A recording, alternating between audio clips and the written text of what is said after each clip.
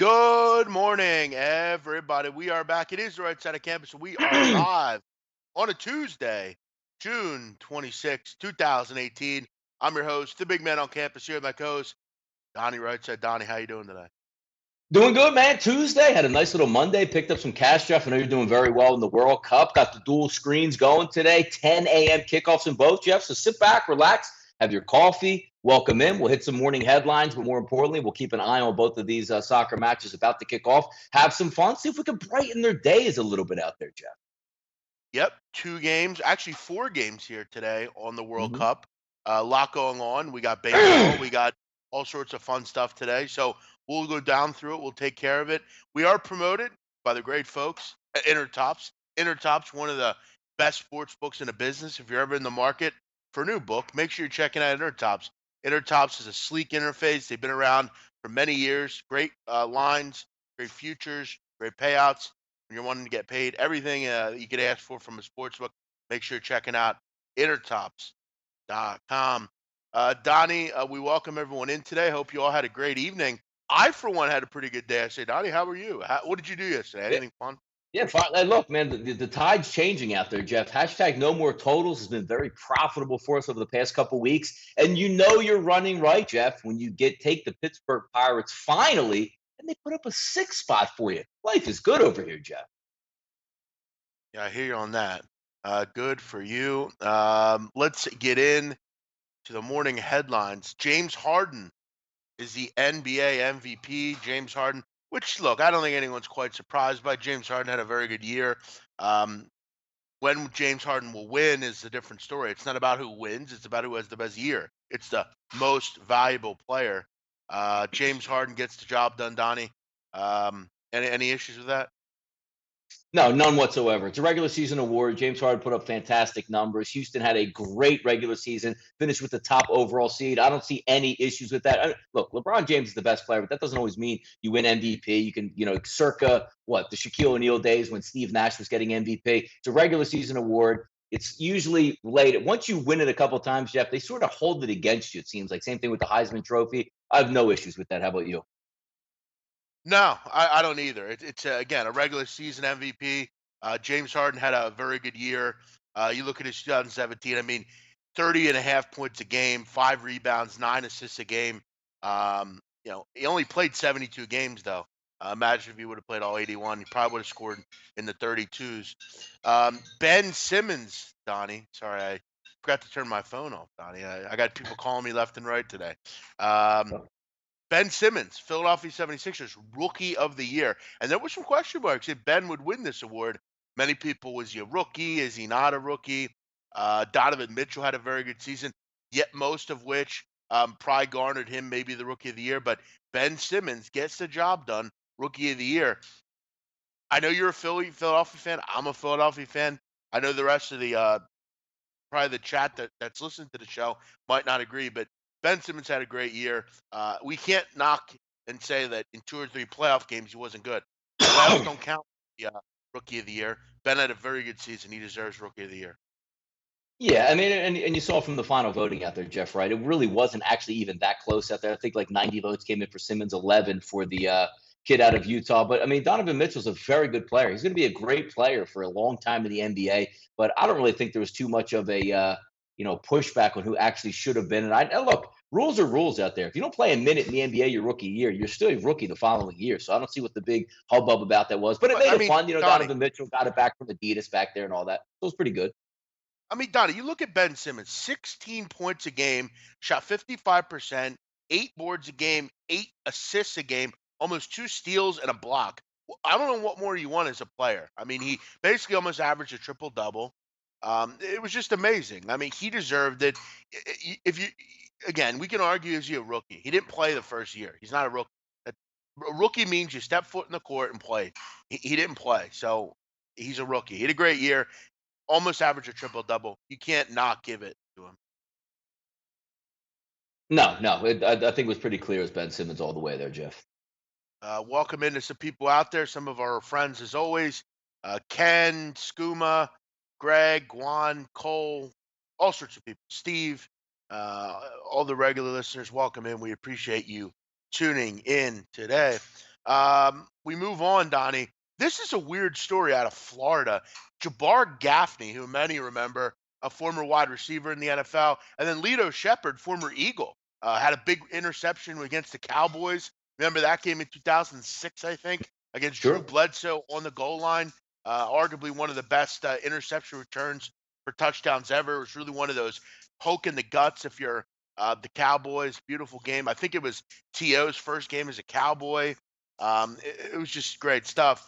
They're in a weird feud right now, and it kind of comes out of nowhere. I mean, we haven't heard from Lito Shepherd in a while. I think the last time I heard from Lito, he was at the NFC Championship last year for the Eagles Hall of Fame. He was being inducted, I believe. Um, Now you have a weird feud between these two. Lito Shepherd was, according to reports, at a restaurant when Gaffney I guess, keyed his car or something and put an unknown substance into his gas tank. According to reports, these two are friends, but I guess they had some kind of falling out. I'm not sure what this is all about here. A weird story nonetheless. Yeah, no, dating back to what, 2012, they've been this ongoing feud there. And, the good old Jeff, the sugar tank, that you call it, where you just put a pound of sugar in somebody's gasoline, Right. just put it right, as opposed to a Molotov cocktail, we just light it up, we just dump the gas and you drive around and, it's probably going to free up or, knock out the engine at one point there. You're going to stab the tires out, $14,000 worth of damage there. Seems like the game, Jeff, went a little bit too far there. Yeah, I don't know what kind of game this was. I don't know if this was just some kind of, maybe it was some kind of game. Maybe Lito did something as far as slept with Gaffney's wife. I don't know. I don't know what went on here. All in all, it's a weird story. I'm Team Lito, though. Always got to be Team Lito. I mean, he's an Eagle. Yeah. Why can I not be Team Lito? Um, Yeah, our Redskin for a while there, Florida Gator. Yeah, so yeah, you can't be Team Gaffney. No way. no, no. By the way, Donnie, do you have any weird connection with the number of wide receivers in the NFL that have retired that are now nut jobs, i.e., Yes. Go ahead. Gaffney, Yep. Rashay Caldwell's doing time in federal prison for sending Molly to his home to sell. He was also a big time bookmaker, if I can remember correctly. Marvin Harrison is arguably one of the most dangerous men in Philadelphia. He's public enemy number one for many. He's a psychopath in his own right. What is the story? Terrell Owens is a nut job. What is the reasoning for these? Aaron Hernandez, I guess we consider him a receiver. He had obviously his problems. Is it all CTE here? What is the issue with these wide receivers? And they're going nuts. Every wide receiver is nuts. Kellen Winslow's a nut now. What do you do here? Did you mention Jerry Rice yet or no? No, I haven't mentioned him. No. Yeah, which we'll bring it right up. We'll flow this right in the ESPN body issue. I'm so glad we actually didn't even flow it into this direction, but I'm glad you did that. Jerry Rice is in the ESPN body issue. If you know what the body issue is, it's a bunch of younger people, older people just taking butt naked shots and putting them in ESPN because they're athletes. Well, Jerry Rice's headlines today is I know I'm 55, but I know I can play in the NFL today. I mean, CTE is real out there, Jeff. There's no question about it, man. Yeah, no, I think it's definitely out there. I mean, it doesn't explain a lot of these weird things that go on with some of these receivers. I mean, you would think when you leave the NFL, you leave it with money and you're very happy with your life and you go out and do different things, and try to keep the money coming in. But some of these guys just go off the wayside. Do you think the NFL needs to do a better job with kind of after the fact, making sure that, I mean, again, I know these are grown men, but uh, I mean, do you think there needs to be some sort of, and I can't believe I'm saying this, some sort of oversight? Again, Donnie, it looks like Donnie had some issues with his connection, but I mean, there has to be some sort of, I'm not saying we need to oversee these people, but, kind of maybe yearly checks or something, along the lines of, making sure they're okay. I mean, some of these people obviously have some major issues, and some of them are becoming a bit of, a public concern. Sociopaths might be a good word for it. Yeah, Ray Caruth, that's a good one. Exactly, Chris. Ray Caruth obviously murdered um, his girlfriend. I mean, he's be getting out at the end of the year, from what I understand. Yeah, there are a lot of receivers in this kind of weird rut of doing things off the field. I mean, Kellen Windsor's recently just been arrested for raping many older women in their 70s and 80s. A lot of weird things going on with some of these former wide receivers. Donnie, you back? Do we have Donnie back? We don't have Donnie back. Uh, Donnie's not back. Okay, very good. I'll have to work the show here, no problem. My parents are in the house. They're cooking eggs over here. We got all sorts of things going on at the house here. Yeah. By the way, yesterday I had a Donnie didn't even ask me how my day was. We hear about his day and how great it was and how he won all this money. I had a pretty good day myself. We went out on the jet skis, went over to the beach bar, had a little meal, and listened to some live music. It was very nice. I haven't done that in a while. My parents are down there enjoying their time, and we had a nice little night. Had some good food um, and yeah, so my parents have been on the show before. Not necessarily our show here, but my mother was on before. My dad's been on. Maybe we'll have to interview them at some point over the summer. I don't know what they would talk about, but maybe we could talk about what could we talk about? Uh, okay, yeah, my dad's wanted to talk about the lack of boxing, and I told him I said I don't know what you're watching. There's a lot of good boxing nowadays, but we were talking yesterday about Joe Frazier and all sorts of stuff. Donnie, you're back. I'm back. I'm back in the yeah, a little bit of Donnie, microphone issues, which just happens there. So go ahead. Donnie, you'll have to hear the story sometime about Joe Frazier in my family. You'll have to hear about the story sometime. Smoking Joe, yeah, Uh, Philadelphia native, sure, yeah. yes, you'll have to hear the story about when I was a young child and Joe Frazier. I had a little bit of a run-in with him at a restaurant one time, and he had some nice things to say about your boy here. So that explains my disastrous right hook. That's what it's all about, Donnie. Um, I'd love to hear about the Jersey Shore back in the day. All right. Well, what do you want to hear? I mean, we've been coming here since I was I think alive. Um, what else do Which we is what, have here? 2005? Yeah, yes, 2005. I'm only 13, correct. Um, yeah. So uh, the eggs smell quite good. I actually wish I could have some myself, but we're hanging here on the show. We got scrambled eggs, Donnie, going on over here. It's Ooh, all sorts of. It's like let a brother a in, bed. man. Come on. Damn. Yeah, right. That's what I'm saying. But Donnie, let's move into the World Cup. World Cup yesterday was interesting. World Cup is always interesting, I think, at this point because you're starting to get to the point of going into the group stage, moving on from the group stage into the knockout stage. We obviously have some games that are just getting underway right now. You got Australia and Peru. Peru is out of this tournament. Australia needs some luck to move on.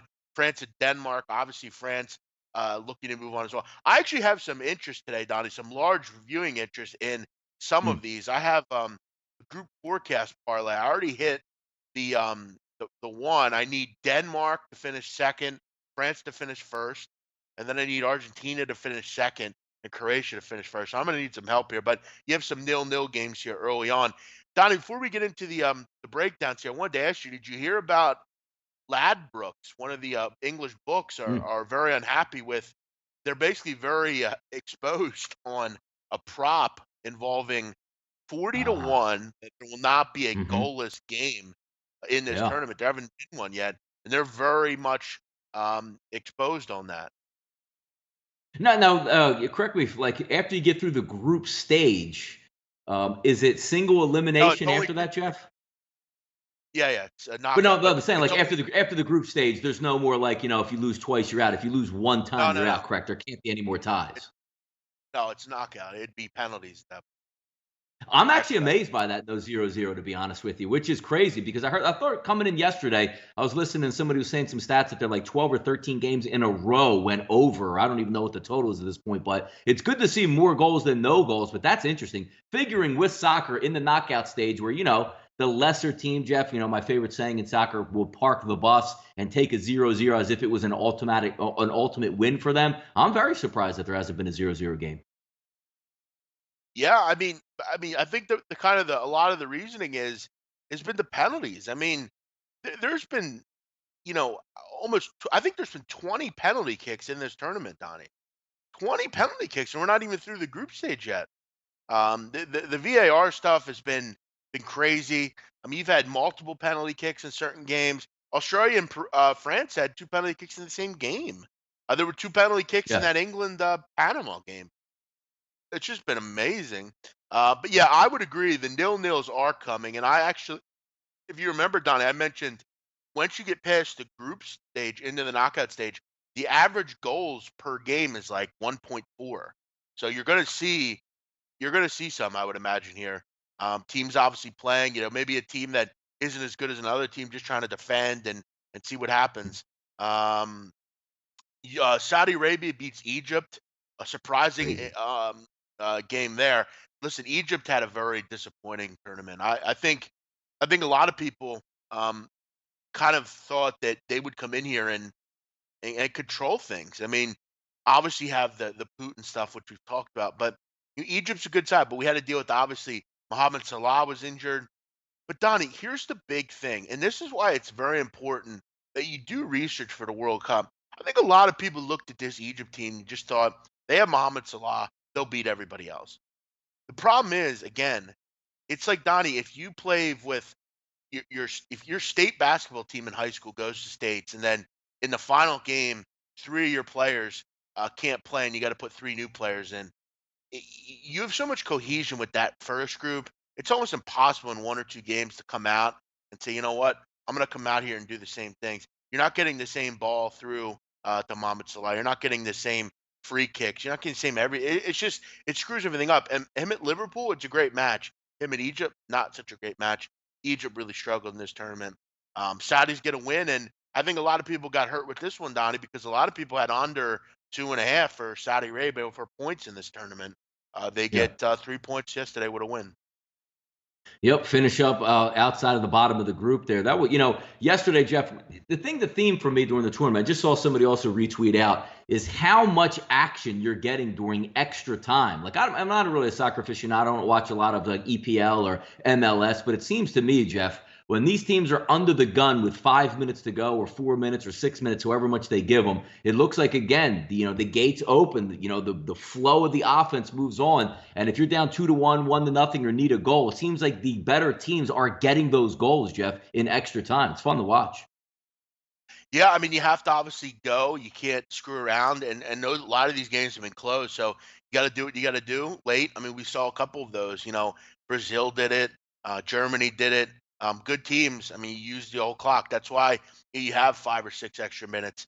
That's what that's for. So yeah, it's been nice. But Uruguay, they get the job done, fairly dominating. Donnie, this was a big one for me. I really needed this one. I had a lot of Uruguay and them to win the group and over 6.5, that kind of stuff. Luis Suarez gets an early goal. Edison Cavani adds one late to get an own goal from Cherasayov. Russia finally faces a real team, Donnie, and gets absolutely Ooh. smoked. No surprise here. They'll move on to face Spain. Uruguay gets Portugal. Great game on Saturday. You have to envision it might be the end of the road. There will be some shenanigans on Saturday in that Russian game. You better believe it, because I think we both know Russia's nowhere near Spain. There's going to be some shenanigans for sure there.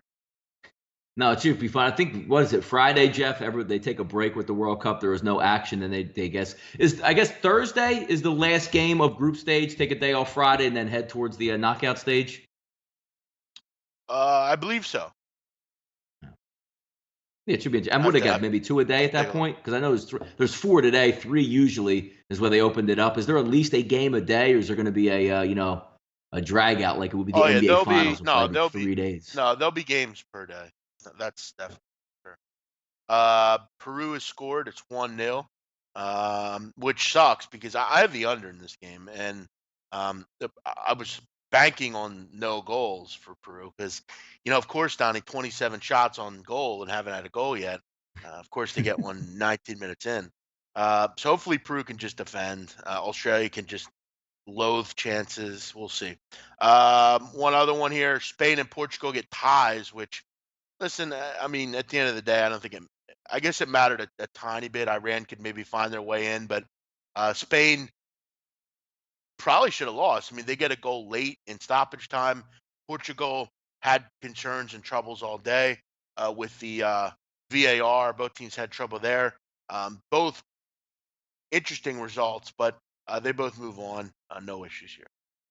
Yeah, Jeff. Also looking at the, I guess Peru 1-0 over Australia. That all of a sudden knocks out that 0-0 game. So you flip it over to Denmark and France. See if they can. I doubt they're going to go 0-0. So it's another one out the window, Jeff, for Ladbrokes. Panic in the streets right now.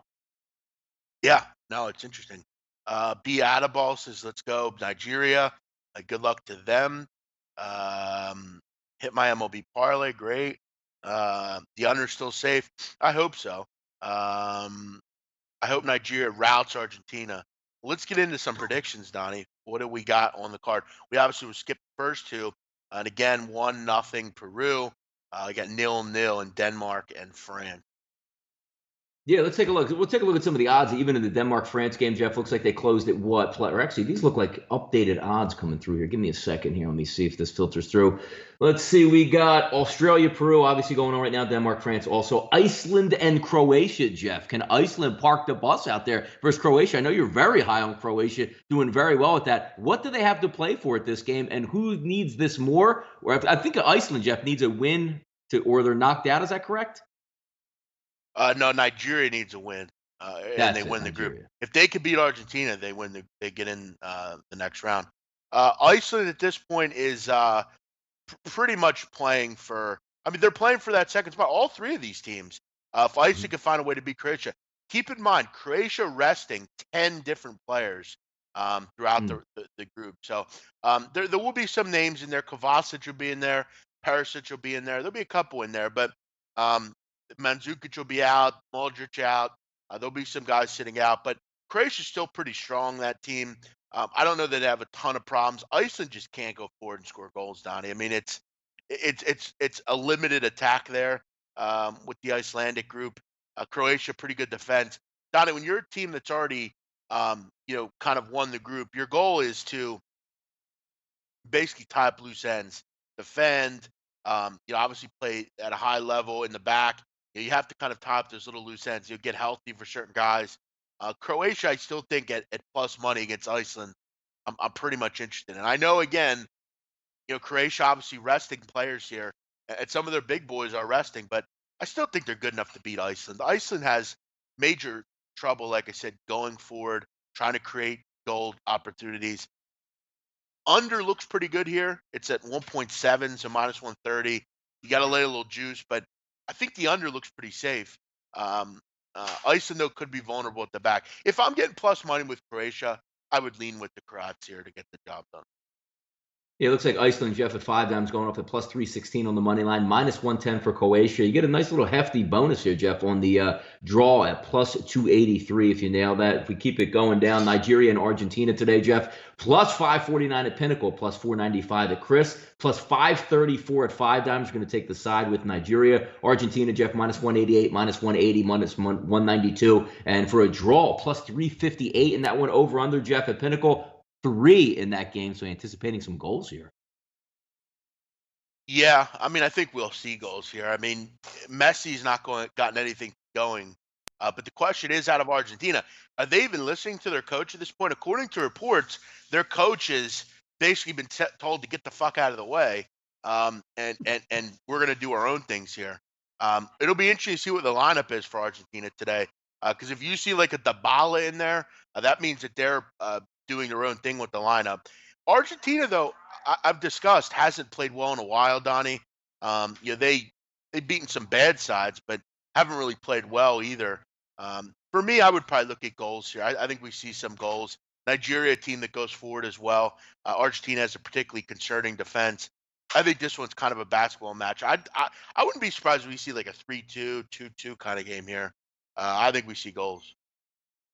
Yeah, we'll see how it turns out. And the last couple games of the group stage looks like somebody is shot by a sniper in the Peru Australia game. So we'll see if he can get up or maybe needs the stretcher to come out for him, Jeff. Donnie, again, you have to get to the realization that it's not. I mean, you do understand. Have you ever been stepped on by a cleat? It doesn't probably feel too good. Yes, many times. No, but I usually Well, used to get back into the huddle and then get up to the line of scrimmage again. these are soccer players, man. They're not football players. They get stepped on a lot. It hurts. You get kicked in the shins. All sorts of bad things happen. We move on though to MLB. MLB yesterday, Monday was a weird day in MLB. Donnie discussed his win with the Pittsburgh Pirates against the burgeoning, or I'm not sure, not burgeoning, bludgeoning Yeah, New York Mets. bludgeoning is a good I word. didn't want to Yeah, say exactly. burgeoning. That Jesus. they're not Cratering doing New anything. York Mets. They're not doing anything positive. But yeah. But by the way, Donnie, early 3:10 at Eastern. How about Edwin Jackson getting the job done? Old reliable. Edwin Yeah. Jackson on his Yeah. 13th MLB team gets the job done for Oakland against Jordan Zimmerman, who's honestly one of the worst contracts in the history of baseball. They win 5-4. Game stays under the number. Um, Edwin Jackson hit the fountain of youth. No, yeah, he did pitch well. And also, I mean, equally astonishing, Jeff, Zimmerman pitched well also. And it's one of those games where you're heading down the stretch and you see Detroit took a 4-1 lead, a nice catch in the outfield to keep it from a 5-1 lead for the Detroit Tigers. Oakland comes back and wins that game. So that's one of those, Jeffrey, saying, like, I'll be damned. These two pitchers, two tomato cans out there. I figure they would get lit up, so you would take the over. It's like the seventh inning or sixth inning. It's 1-1, 1-0. It was nothing. Actually, I think it was 1-0 heading into the seventh inning before Biscotti hit a solo home run. You're saying the over under, that's gone. Next thing you know, they just light up the scoreboard out there, and it turns out, Jeff, everybody laying the wood on Edwin Jackson came back with, like, Jeff, Edwin Jackson was close to like minus 112 or minus 113 as a road start yesterday and ends up picking up the win. So if you followed the money trail on the line move, Jeff, you picked up a winner yesterday, but just an odd game all around with a big comeback by the Oakland Athletics. Phillies lose to the Yankees 4-2. Lois Siegel with the gets the job done here. Um, Big story though out of New York, Gary Sanchez on the DL, which listen, I'm not going to say that it's good, but it is. I mean, Gary Sanchez needs some time off. Gary Sanchez has been arguably pretty poor this year. I know he's got a good a lot of RBIs and everything, but he's only hitting 190. He's got to get better, go down, and obviously you get healthy, but get some time off as well. But yeah, in that game, I didn't watch a ton of that game, Donnie. I was obviously doing some other things. I didn't get a chance to watch the Phillies. How did that end up? I didn't end up even watching. Yeah, Velasquez got in and out of trouble, ended up giving up 2 earned runs, so he wasn't bad. The bullpen for the Phillies wasn't bad overall, but it just comes back to sometimes that Phillies offense that's been so hot for the past 2 weeks goes into a shell. They had some shots, I believe, in the bottom of the 8th inning. Ball that was sending into the gap. Stanton made a nice running catch on it, which ended the rally. 4-2 final out there. Got a solo home run from Michael Franco in the 9th inning off of Aroldis Chapman, but they didn't really threaten the Yankees. The Yankees were the better team and better side yesterday, and you saw that. It opened your eyes a little bit where they opened up around minus 150. I think they closed around that low minus 140s there, but the Yankees are overall, I think we can all agree, the better team overall than the Phillies, because here's what takes place, Jeff, in these environments when you look and say, oh, you know what? If you can get a decent pitching effort from the Yankee starter and you can get a decent pitching effort from the Phillies starter, once you get, Jeff, 6, 7, 8, and 9, not really a contest right now who has the better bullpen and technically the better overall hitting lineup. So if you were just going by paint by numbers yesterday with the Yankees, you were right on that one. Just cancel out the starting pitching, lean on the bullpen. Those big bats will take over, and they did. Good point. Jays get the job done, plus 200 at some point. Gabe Morency had the Jays last night, according to him. They cashed with Jay Happ over Justin Verlander.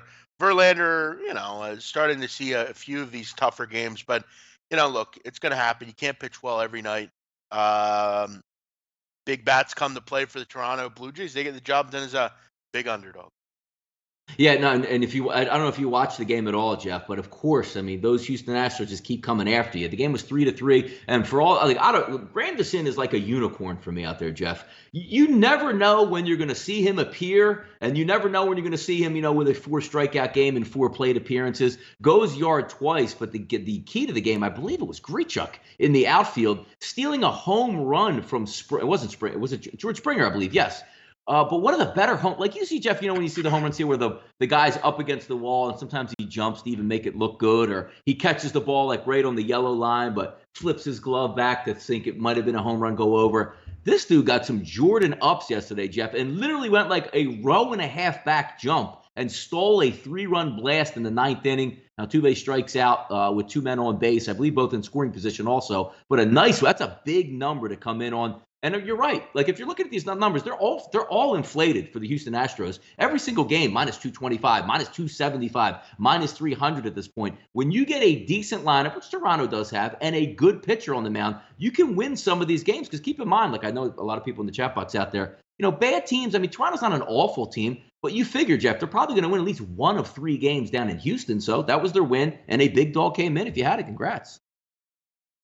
Gio Gonzalez starting to regress a little bit. Donnie Rightside. Um, he was Yo. very good. Mm. Obviously, beginning of the year, people were kind of cashing in. Maybe sharps are right. Gio is fadeable, and the lines made sense.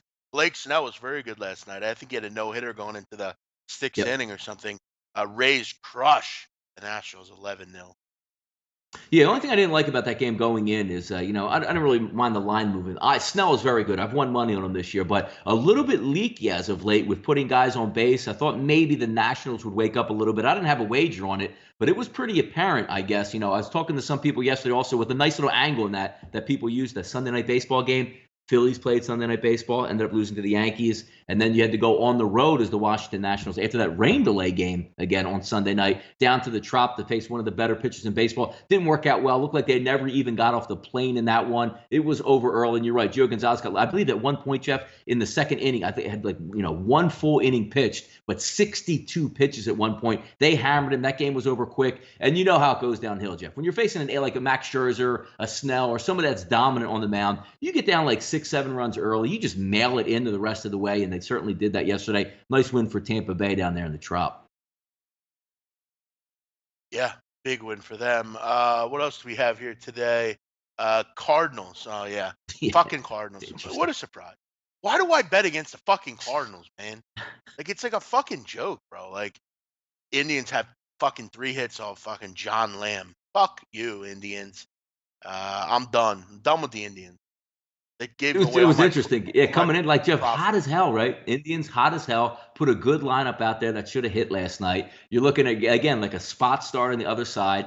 Probably the best hitter, maybe the best hitter on the team who could do some damage. Tommy Pham out with an illness, so you're like, you know what, this is going to line up pretty well. I think Cleveland's going to be able to hit it around a little bit. I think it ended up 4-0 in a shutout there. That was an interesting one because you had the better pitching matchup. You thought you had the overall better hitting lineup. I mean, bullpen's debatable at that point, but Cleveland doesn't even show up after being red hot. Interesting, man. What's 2.5 and 3 goals mean in soccer? Means if it falls 3, you get half of your stake. If it's over 3, you get full stake. Mm. You're basically giving yourself some insurance if it falls on 3. Because if you got to score 3 goals, that means you got to score 4 to win. They're giving you Okay. insurance that if it falls 3, you get half your bet, and if it doesn't, you get a half back. Um, what else do we have here? Yeah, listen, Jim Bean's a troll, Matt Varnum. I don't know why you're trying to come up with bets with Jim Bean. Jim Bean just comes in here and says the most wild things possible and tries to get a rise out of people. Um, I don't know what he's talking about. Let's move on, Donnie, to today's action. What do we have on the base pass today?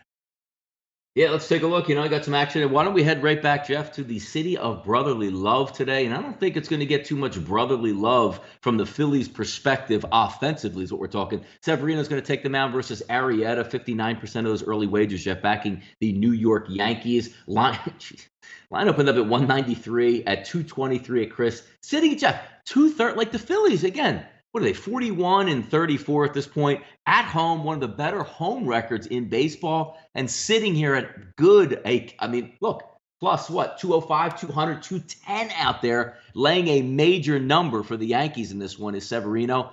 And again, you're not facing chop liver, spot start, or some bullpen guy coming out of the mound. I mean, you have a guy that's tried and true Cy Young in Jake Arrieta, but hey, that's how much respect Severino's getting right now in baseball. Yeah, I mean, listen, when you have the Yankee lineup behind him, it's hard to not go with Severino. I mean, I'm not looking to bet on the Phillies. Jake Arrieta has not been over the last 3 games, not been particularly great. He's given up 4, 4, 3, not great.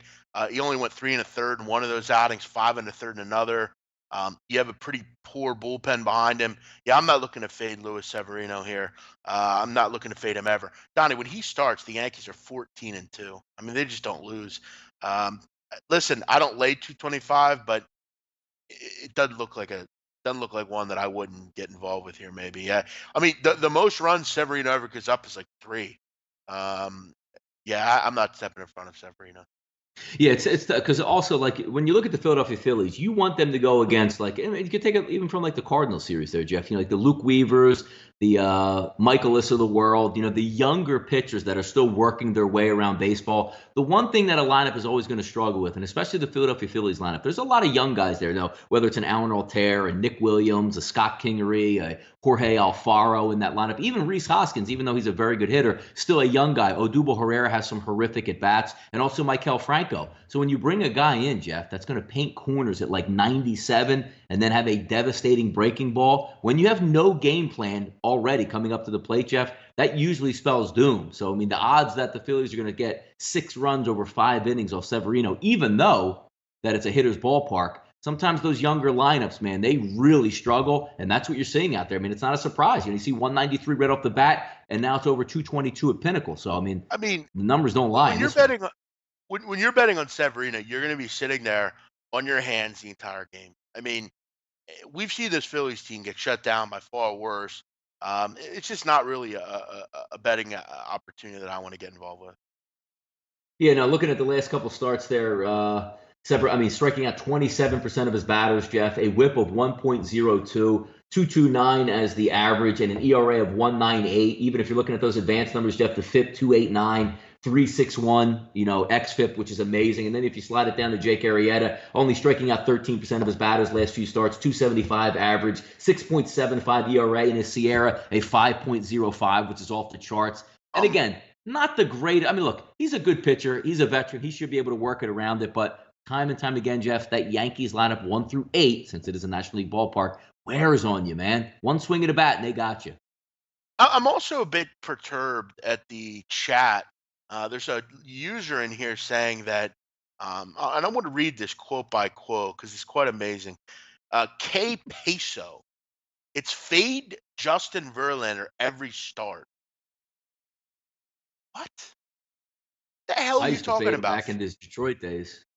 I mean, let me just go over Justin Verlander's numbers because, and by the way, when you throw out something like that, you have to bring me some sort of evidence on why we're going to fade Justin Verlander. What would make sense about Donnie fading a guy that's 9-3 with a 1.82 earned run, 0.81 WHIP, a 171 opponent batting average against? What on earth is this? What's telling you here? So because he had one bad game um against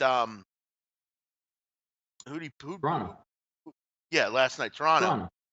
So does that mean we're supposed to fade it? What evidence are we supposed to have that we should fade Justin Verlander? Are you just picking that out of a hat and saying I'm going to fade Justin Verlander now? We need some we need some sort of evidence as to why we should do that because that doesn't seem like a good opportunity to me. I don't know why I would want to do that. Justin Verlander has been he's been bad in Minute Maid. What are you talking about? He has 9 games in Minute Maid. Opponents hitting 167 against him. What do you mean he's been bad at Minute Maid? We're making stuff up Yeah, here, he's people. I mean, like it's even like if you this take is a look, I stupid. mean, he was godly in like March, April, and May. But even if you're looking at June, if you're saying he's struggling a little bit, 32 innings pitched, weighted on base average is a 296 against him. Now that's not batting average, that's weighted. A weighted base average. Average in the Major League Baseball, Jeff, is 320, and he's below 300, so still pitching very well. And also, when you talk, I mean, if you're going to fade, I mean, again, we get back to the point there. I mean, Houston is going to lose what 1 out of every 3 games, probably on average. So, depending on who you're picking out, it's going to be a big number. If you're just trying to pick your spots, I understand that, but you're right. It's hard to because again, like if Verlander was a really good pitcher, like Max Scherzer, we know like Houston sometimes, or not Houston, excuse me, Washington just goes in the tank. I mean, you literally have the best offense behind you and behind that pitcher. It's hard to get I in the mean, way of a Johnny, Houston team, even though they will lose 1 out of every 3 games, though. we have some time here, so we have to educate. And I'm not trying to tell people how to do their business. Listen, if you want to fade Verlander, that's your own business. Do it. Go ahead. But we're put on these shows to try to speak truth. Okay. First of all, win loss means absolutely nothing. Okay. The fact that he's 1-5 at home means ugots to me.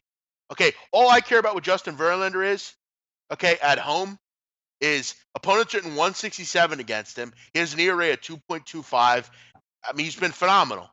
His whip is under 0.8. For the layperson, that means he's not even allowing base runners, let alone runs. And away, I mean, he's got even better numbers, arguably. I'm just not seeing any of this that people are talking about here. I don't understand where. I just don't see it necessarily. I see a lot of people saying to fade him. He doesn't get hit hard, actually. I mean, there's no. I don't know what else Justin Verlander needs to do. Really, I mean, this is absolutely moronic talk by some of these people. And again, I'm not trying to, knock you down. If you want to fade Verlander, go ahead. But there's little statistical evidence that warrant him being faded. There's little to none. He's been one of the best pitchers in baseball over the last 2 years. One game's not going to change that.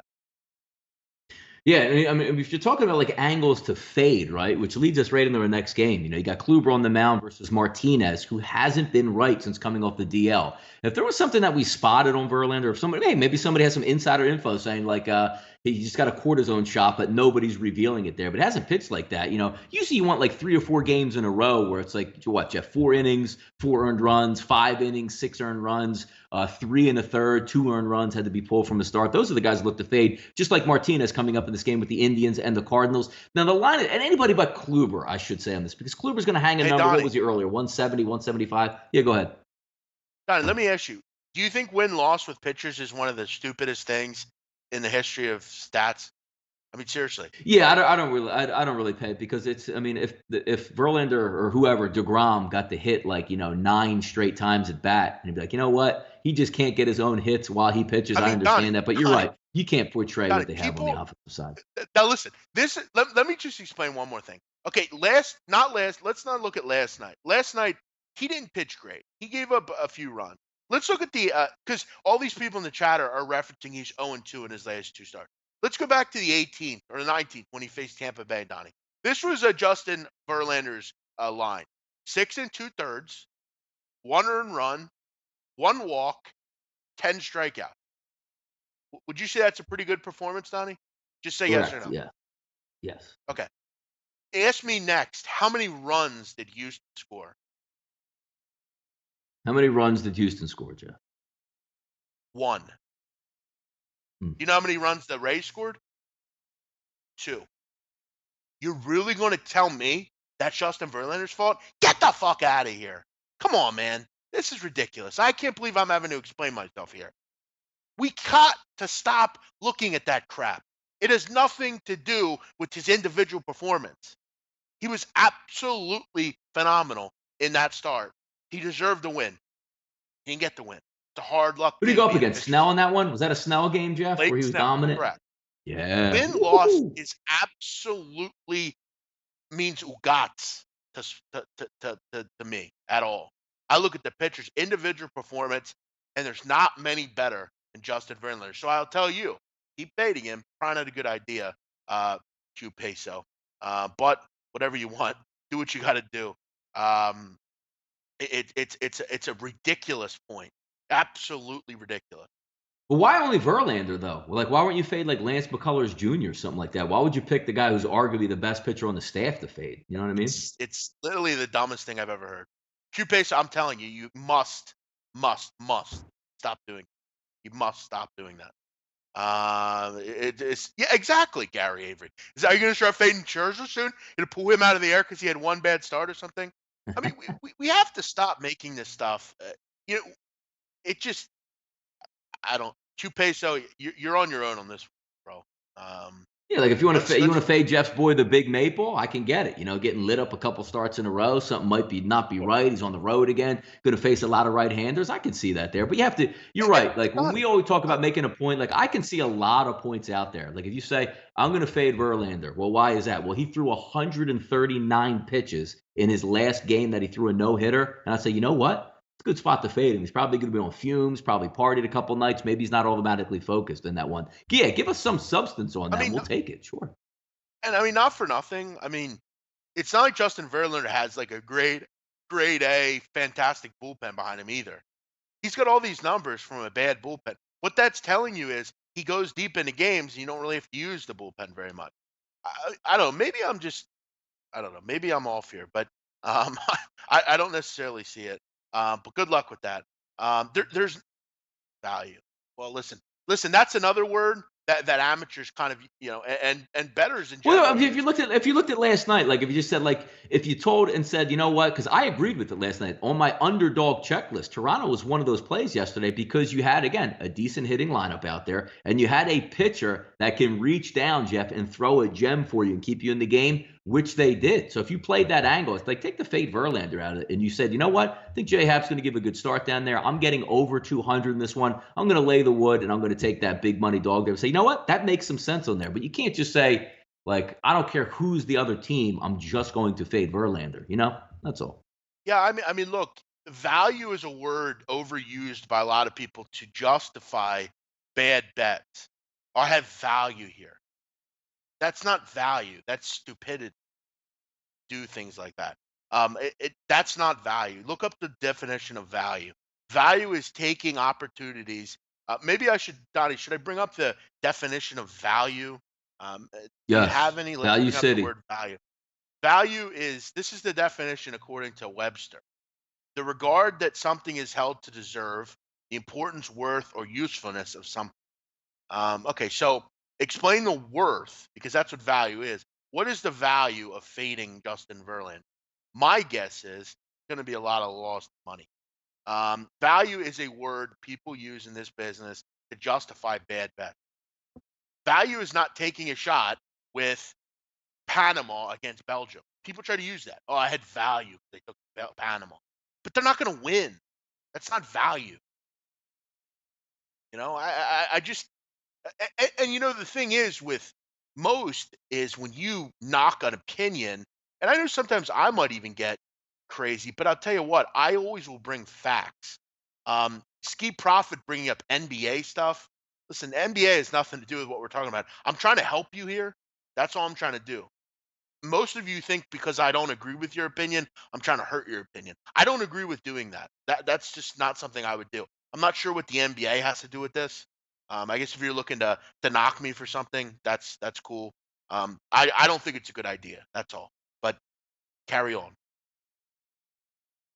Yeah, Tim, I'm just going over some of the Verlander numbers, even when we dated back to like, look at the losses that he took. He lost to Arizona, 6 innings pitched, Jeff, 3 hits, 1 earned run. He took a loss in that game. Or the team, I'm talking about the team overall. Texas versus Hamels, the next start, Jeff, 6 innings pitched, 3 earned runs, 3 hits, 1 earned run. Team lost that one as well. And then you would have to go almost an entire month and a half, it looks like, before you got to last night, which again, 6 2/3, 7 hits, 4 earned runs. Not really an awful outing, which you figure the Houston offense might be able to pick you up. They lost that game also. So, the games that he's losing in, or look at this one too, result in the loss. You go back to 4-15 versus Texas, Jeff. 8 innings, 1 earned run, 11 Ks on You know April what? 15th, and they took the loss in that. Yeah. You know what we'll do, Donnie? We're going to What? develop a new segment at this show. It's going to be called the Justin Verlander Watch. Okay, we're going to go through Justin Verlander's stats from here on out, and we're going to see how much value there is in fading Verlander, because Q Peso, and Ski Profit, everybody has so much interest in fading Justin Verlander. Let's see how it does for the rest of the year, and then we can talk about what has value. So we'll see. So Donnie, let's add that to the list. The Justin Verlander Watch. It's going to be every week. We'll do it every week when he starts, and we'll see how it's done for you. All right.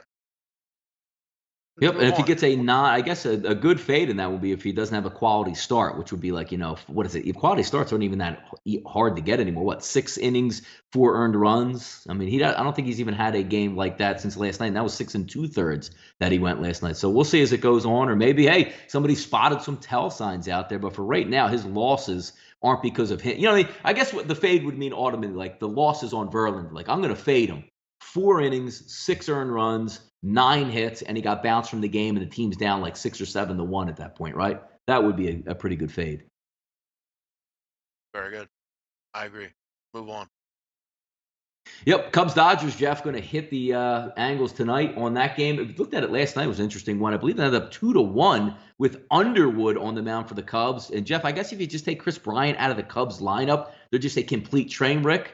Train wreck. But then again, Jeff, we play the whole Joe Madden circus game. Who's going to bat in the lineup tonight? Hey, I'm going to put this guy first.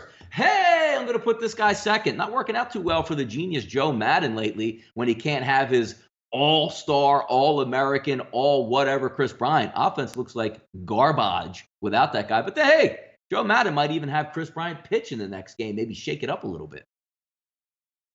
Now, Donnie, why are you coming at the best manager in baseball? That's what many people Because think. he Why are you makes doing he that? makes no sense. He makes no sense and single-handedly one of the dumbest guys in the business. Now, Donnie, we were just talking about value. Okay, right? Yeah. We were just talking about that. This is value. This game right here. Dodgers against a lefty with John Lester on the mound. And I'm getting 150, 140 back. That's value. I could take a pretty good team with a good manager, a pretty good lineup, against a team that can't generally hit lefties and has a good pitcher on the mound in the Cubs. That's value. Value is not just picking a player or picking a team and saying, I'm beating that guy today. I mean, I can go to I can go to any roulette table and just throw a bet down and say, I'm hitting this one. You're probably not You going going to, with chicken you know? strips tonight, Jeff? You going with chicken strips or you going with Lester tonight? I'm looking towards Lester here. This to me is value. Okay, I mean you have a team of the Cubs right now that's lost 5 in a row, not playing well, but to me this is what value is. This is what it looks like to me.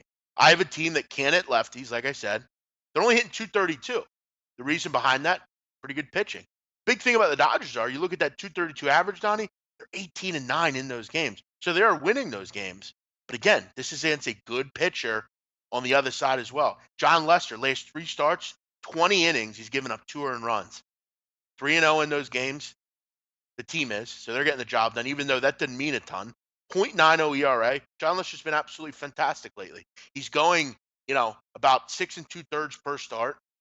For me, I would look towards the Cubs in this game at that price. I need Bryant in the lineup, though, Jeff, to be honest with you. Even though I know Lester's going to give a good effort, he's been good lately, and generally, he is a very good pitcher in a pitcher's ballpark. So you figure the runs would be at a premium this one, but I can't touch that Cubs lineup without Bryant. I just can't do it. Take it easy, Q Peso. Listen, Q Peso, good discussion, man. That's what we want on these shows. You want Yes. people to come in that have a different opinion. Listen, I'm not trying to hurt your thing. If you want to do that, go ahead. I'm just trying to explain how I think it works. Again, I'm no professional. Baseball for me is just fun. Whoa. I Hey, have fun what? with it. What? What? What are you, some I'm amateur no over there? professional in baseball. No, I'm not a professional in baseball. I don't look at baseball as the way I look at college basketball or something like that.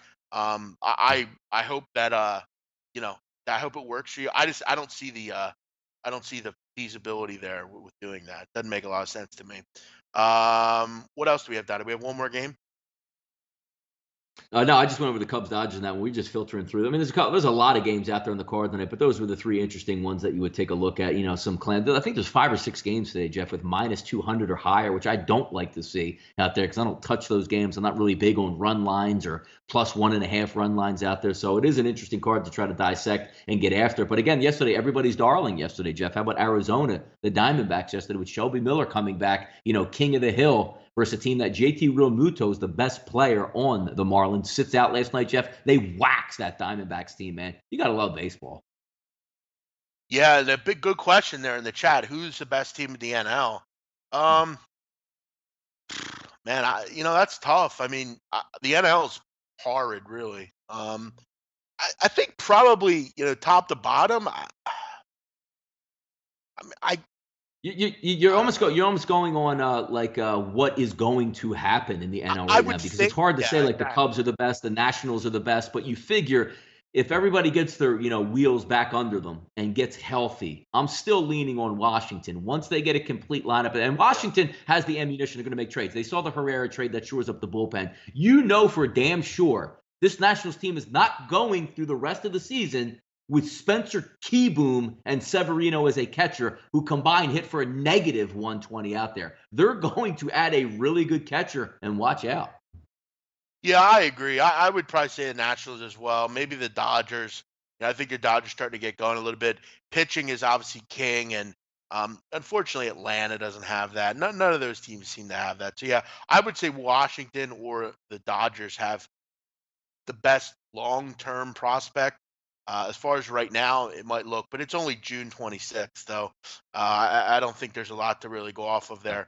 One other thing, Donnie, tonight, your boy Martinez is pitching, but Kluber laying a big number there. We Yeah, also have exactly. Paxton on Anybody the but mound. Kluber, I would have loved it. Like if you would have thrown like a side guy out there that's not Plutko or somebody like that, I would love it because I do think Martinez is going to get hit. If this was the game where he were to snap back, it would be in a home game against an American League that's not used to seeing him. But I've been on that fade train with Martinez. He just doesn't have it right now, and until he gets it, I don't see that they say like, here you go, I'm going to fade Kluber tonight.